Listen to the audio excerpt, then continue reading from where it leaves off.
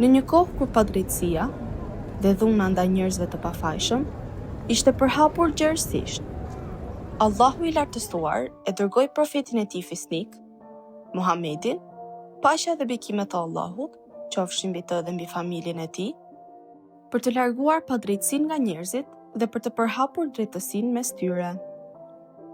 Jo besimtarët nuk i pranuan ligjet që profeti i solli nga Allahu dhe i thanë atij: do të bëjmë udhëheqësin ton dhe do të japim pasuri të shumta, vetëm nëse heq dorë nga feja dhe thirrja në Allah.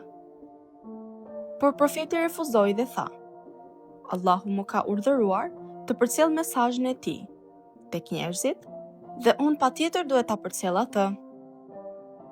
Kur idhujtarët humbën shpresën se ai do të pranonte kushtet e tyre, vendosën ta vrasin profetin Muhammed. Ata zgjodhën nga një njeri prej çdo fisi që gjaku i profetit të humbiste mes fiseve dhe fisi i tij të mos kishte të drejtë të kërkonte hakmarrje për vrasësin.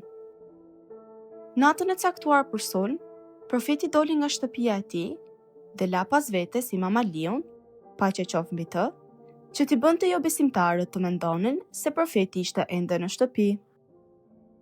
Kur ata sulmuan, e gjetën Imam Aliun duke i pritur me shpatën e tij Dhulfikar, ndaj u tërhoqën dhe filluan të kërkonin profetin në çdo vend, derisa arritën në malin Theur.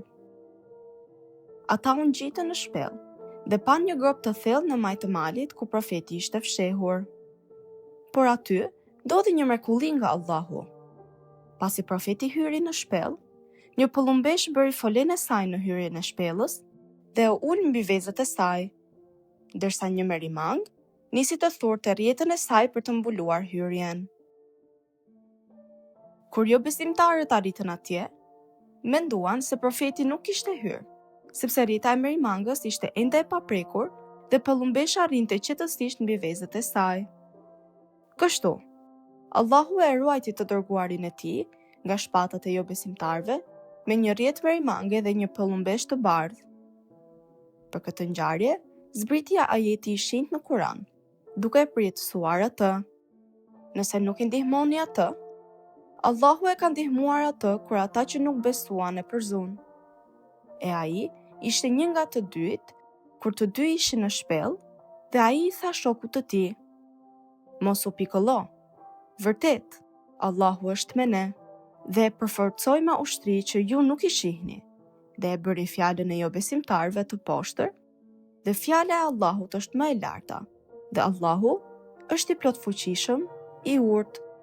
Sura Teube, ajeti 40.